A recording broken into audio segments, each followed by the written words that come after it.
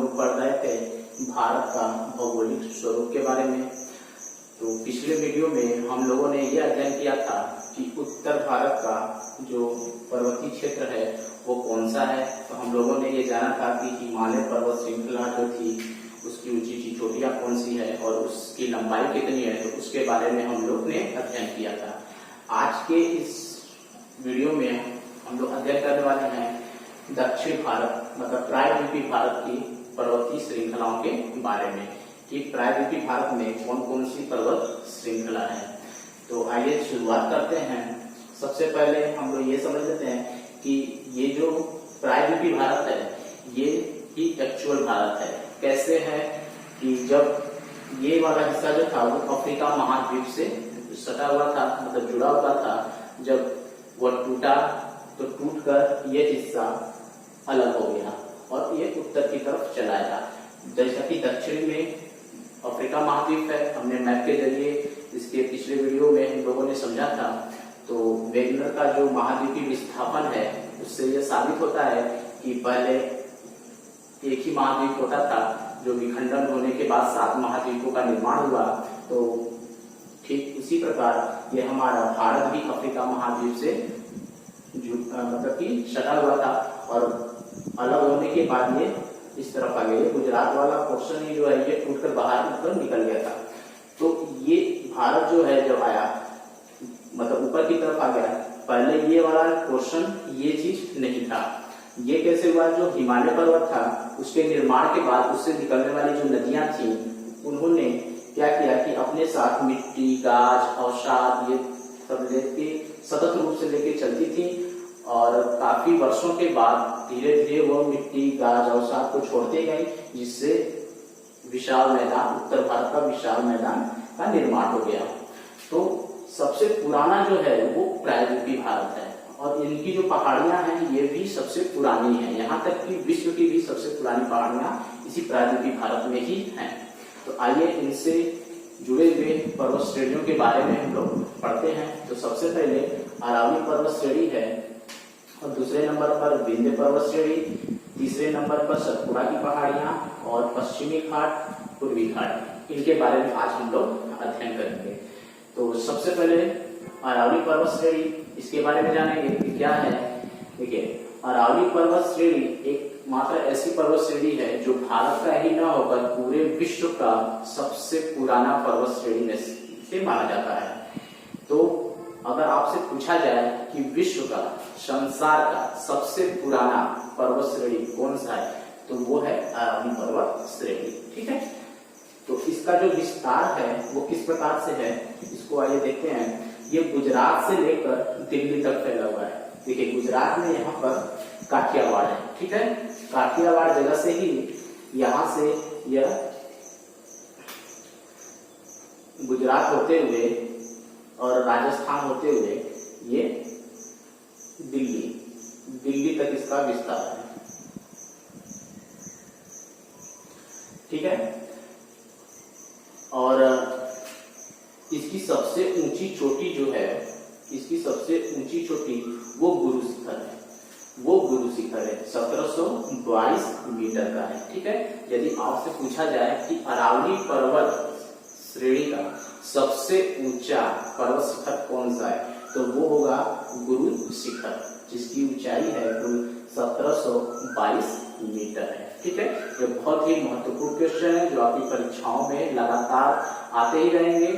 तो इसको आप लोग ध्यान में रखिएगा कि अरावली पर्वत श्रेणी जो काठियावाड़, गुजरात में काठियावाड़ है, वह गुजरात से लेकर दिल्ली तक फैला हुआ है। अब इसके बाद देखिए यहाँ पर रायसीना हिल्स राष्ट्रपति भवन, ये क्या है? मतलब कि जो दिल्ली में जो राष्ट्रपति भवन है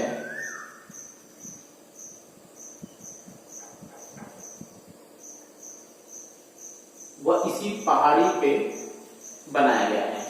मतलब कि अरावली पर्वत श्रेणी का जो रायसीना हिल्स है, रायसीना हिल्स मतलब दिल्ली में वो रायसीना हिल्स के नाम से जाना जाता है, उसी रायसीना हिल्स पर ही राष्ट्रपति भवन का निर्माण हुआ है। ये भी सबसे महत्वपूर्ण क्वेश्चन है। ठीक है, तो ये हुआ हमारा अरावली पर्वत श्रेणी। इसके बाद हम लोग पढ़ेंगे विंध्य पर्वत श्रेणी। विंध्य पर्वत श्रेणी का विस्तार जो है गुजरात, मध्य प्रदेश, यूपी, छत्तीसगढ़ और झारखंड, मतलब कि ये भारत यहीं से देखिए गुजरात के काठियावाड़ से यह भी पर्वत श्रेणी निकलती है। विंध्य पर्वत श्रेणी गुजरात होते हुए गुजरात, एमपी, यूपी और छत्तीसगढ़ तक इसका विस्तार है। तो ये इसकी जो सबसे ऊंची चोटी है वो सद्भावना शिखर है, जिसका ऊंचाई जो है लगभग 752 मीटर का है। ठीक है, क्लियर हो रहा है। और इस सद्भावना शिखर का जो विस्तार है वो पूर्वी गुजरात, मतलब इस तरफ पूर्वी गुजरात की तरफ और राजस्थान और मध्य प्रदेश के सीमा तक इसका विस्तार है, इसका सद्भावना शिखर का। ठीक है, और ये जो विंध्य पर्वत है ये हमारा भारत के बीचों बीच से होकर गुजरता है, जो उत्तर भारत को अलग करता है और दक्षिण भारत को भी अलग करता है, विंध्य पर्वत श्रृंखला। ठीक है, जो गुजरात, मध्य प्रदेश, यूपी, छत्तीसगढ़ और झारखंड होते हुए इसका विस्तार है। यूपी में इसका थोड़ा सा हिस्सा आता है जो मिर्जापुर तक आता है। जो आप मिर्जापुर है, विंध्याचल पर्वत जो धाम है, जो आप लोग जाते हैं वहीं तक, तो यहाँ तक इसका विस्तार है। उसके बाद है सतपुड़ा की पहाड़ियां। सतपुड़ा की पहाड़ियां जो है वो गुजरात से लेकर इसी काठियावाड़ से, देखिए ध्यान देने वाली बात ये हो रही है कि काठियावाड़ से ही हमारा अरावली पर्वत श्रृंखला निकल रही है, विंध्य पर्वत और सतपुड़ा की पहाड़ियां भी, ये तीनों निकलती हैं। तो ये विंध्य पर्वत के नीचे से दक्षिण से, ठीक है, सतपुड़ा की पहाड़ियां निकलती हैं, गुजरात से लेकर वो भी छत्तीसगढ़ तक जाती है। ठीक है, इसका विस्तार है। और इसका सबसे ऊंची चोटी अगर आपसे पूछा जाए तो वो धूपगढ़ है, जो मध्य प्रदेश में। ठीक है, एमपी वाला क्षेत्र देखिए ये आता है, और इसकी सबसे ऊंची चोटी सतपुड़ा की पहाड़ियों का, सतपुड़ा की पहाड़ी का सबसे ऊंची चोटी जो है वो धूपगढ़ है, जिसकी ऊंचाई जो है वो 1350 मीटर की है। ठीक है, तो ये सबसे इंपॉर्टेंट क्वेश्चन हो रहा है सतपुड़ा की पहाड़ियों से, तो समझिए इस चीज को। ऊपर विंध्य पर्वत, नीचे सतपुड़ा की पहाड़ियां, बीच में से नर्मदा नदी निकलती है। जब नदियों वाला चैप्टर आपको पढ़ाएंगे तो आप समझ जाएंगे कि इन दोनों श्रृंखलाओं के बीच से भ्रंश घाटी से बहते हुए, भ्रंश घाटी क्या होता है वो आपको बताया जाएगा, उसके बीच से हमारी नर्मदा घाटी बहती है। ठीक है, इसके बाद हम लोग पश्चिमी घाट के बारे में पढ़ेंगे। पश्चिमी घाट देखिए ये है और पूर्वी घाट इस तरफ है। अभी पश्चिमी घाट के बारे में हम लोग थोड़ा सा विस्तार से समझ लेते हैं इनके बारे में। ठीक है,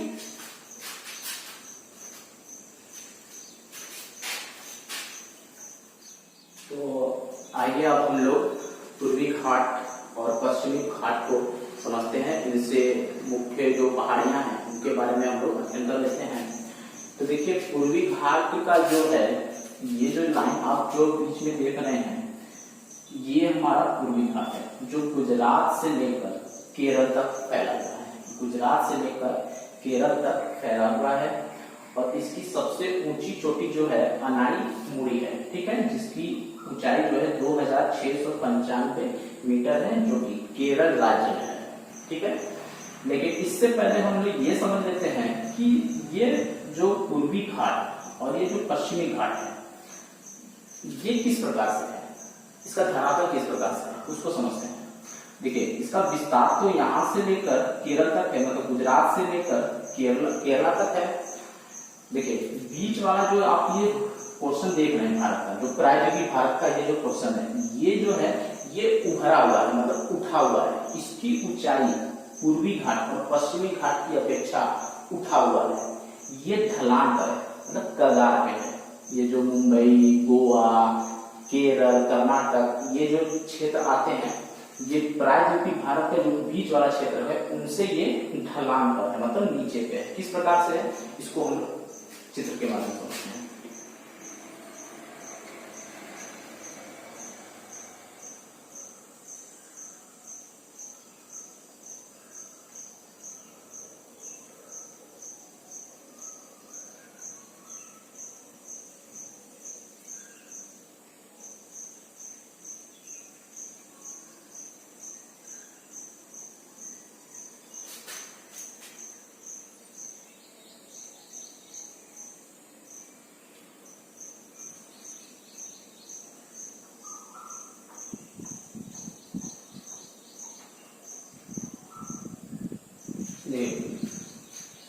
ये हमारा पूर्वी घाट,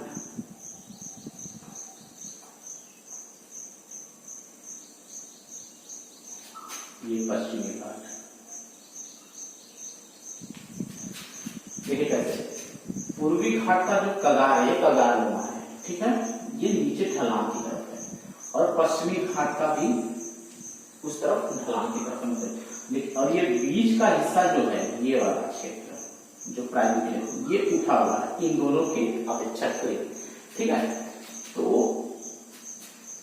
इसीलिए जब नदियां जो होती हैं, ज्यादातर नदियां जो प्राकृतिक भारत से जो निकलती हैं, जब वो प्राकृतिक भारत की जब नदियों के बारे में जब हम लोग पढ़ेंगे तब समझेंगे कि ज्यादातर नदियां जो हैं वो इसी प्राकृतिक भारत से मतलब पश्चिम से पूर्व की तरफ जाती है, पश्चिम से पूर्व की तरफ निकलती है बहती, क्योंकि ये जो क्षेत्र है ये देखिए इस तरफ ढलान कगारनुमा है, तो नदियों का जो पानी है वो इसी तरफ बह के आता है ज्यादा से ज्यादा, ठीक है। सारी नदियां इसी तरफ आकर बंगाल की खाड़ी में आके अपना जल गिराती हैं।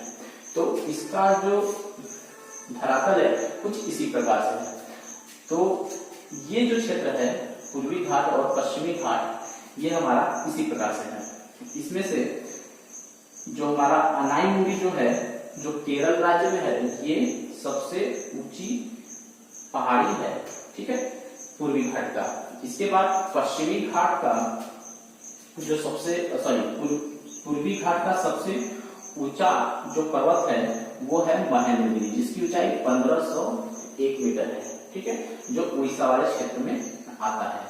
और इसका विस्तार तमिलनाडु से लेकर आपको पूछा जाए कि इसका जो विस्तार है पूर्वी घाट का वो कर्नाटक से लेकर उड़ीसा तक इसका विस्तार है, ठीक है।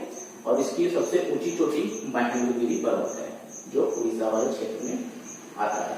वैसे महेंद्रगिरी पर्वत का बहुत सा धार्मिक बातें हैं कि जैसे कि यहाँ पर परशुराम जी रामायण काल में सब यहाँ पर मतलब उनका अपना वो दिव्य स्थान उनका था, वहीं पे बैठकर वो तपस्या करते थे, तो महेंद्रगिरी पर्वत से। ऐसी बहुत सारी पहाड़ियां हैं जो हम लोगों ने अभी तक नहीं पढ़ा और वो अगले वाले चैप्टर में पढ़ेंगे, जिससे नदियां निकलती हैं। तो नदियों वाला चैप्टर जब पढ़ेंगे तो छोटे छोटे जो पहाड़ियां जिससे नदियां निकलती हैं उनके बारे में भी हम चर्चा कर लेंगे। लेकिन आज के वीडियो में सिर्फ महत्वपूर्ण पहाड़ियों के बारे में पढ़ेंगे, जैसे अरावली पर्वत श्रेणी, विंध्याचल विंध्य पर्वत श्रेणी, सतपुड़ा की पहाड़ियां, पश्चिमी घाट की पहाड़ियां वो किस प्रकार से है और पूर्वी घाट की पहाड़ियां किस प्रकार से। एक खास बात और आप लोग के लिए है कि देखिए पूर्वी पश्चिमी घाट जो है, पश्चिमी घाट वो सतत रूप से लगातार चली आई हुई है, ठीक है। देखिए यहाँ पर कहीं पे ब्रेक नहीं हुआ है, कहीं पे विखंडन नहीं हुआ है, लेकिन पूर्वी घाट में ऐसा हुआ है। देखिए यहाँ बीच बीच में गैपिंग है, ये सतत रूप से नहीं, ये टूटा फूटा हुआ। ऐसा क्यों हो रहा है? क्योंकि जो नदियां है ना वो लगातार बहते बहते क्या किया, इन पहाड़ियों को काट डाली है, ठीक है। नदियां अपना जल गिराने के लिए अपने आने वाले मार्ग में जो अवरोध पैदा होता है उसको वो काटते हुए चलती हैं, वो रुकती नहीं है। तो ये लगातार जैसे पत्थर की शिला पे लगातार रस्सी अगर खींचा जाए तो पत्थर की शिला पे निशान पड़ जाता है, तो उसी प्रकार नदियों का पानी जो है वो लगातार बहते बहते क्या हुआ, उन पहाड़ियों को काट दिया है। तो इसलिए ये विखंडित हुए आपको दिखाई दे रही है, ठीक है। और एक चीज और जानिए कि अब देखिए ये पूर्वी घाट और पश्चिमी घाट जब आपस में आकर जब मिलते हैं तो वहां पर नीलगिरी की पहाड़ी हम कहते हैं। क्या कहते हैं? नीलगिरी पर्वत, जो इसका विस्तार है तमिलनाडु, कर्नाटक और केरल। ये वाला क्षेत्र हमारा तमिलनाडु आता है, ये हमारा क्षेत्र केरल और कर्नाटक क्षेत्र में, ठीक है। तो इसका विस्तार जो है इन तीनों राज्यों में फैला हुआ है। नीलगिरी पर्वत, नीलगिरी पर्वत एक गांठनुमा है, मतलब कि पूर्वी और पश्चिमी घाट की जो पहाड़ियां हैं जो आते हुए आ रही और यहाँ पर आकर मिलती है, तो यहीं पर एक गांठनुमा होता है जिसे हम नीलगिरी पर्वत के नाम से जानते हैं। और नीलगिरी पर्वत का ही सबसे ऊंचा चोटी जो है वो दोंडा बेटा है, जिसकी ऊंचाई 2637 मीटर, मतलब दक्षिण भारत की दूसरी सबसे ऊंची चोटी कौन सी हो रही है? 2637 मीटर। पहले नंबर पे कौन सा था? अनाईमुड़ी 2695 मीटर, ये सबसे ऊंची चोटी दक्षिण भारत की। और दूसरा जो होता है वो दोंडा बेटा। दोंडा बेटा किस पर्वत का है? वो नीलगिरी पर्वत का है। ठीक है, तो ये कॉन्सेप्ट क्लियर रखिएगा कि नीलगिरी पर्वत पूर्वी घाट और पश्चिमी घाट पे आकर मिलती है, वही नीलगिरी पर्वत होता है, और नीलगिरी पर्वत का ही सबसे ऊंचा चोटी दोंडा बेटा होता है। तो आज के इस वीडियो में हम लोगों ने ये समझा कि प्रायद्वीपीय भारत का जो पर्वतें हैं वो किस प्रकार से हैं, और पश्चिमी घाट पूर्वी घाट वो किस प्रकार से है।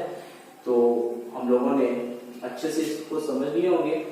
आगे का वीडियो हम लोग पढ़ने वाले हैं पठार के बारे में। तब तक के लिए धन्यवाद।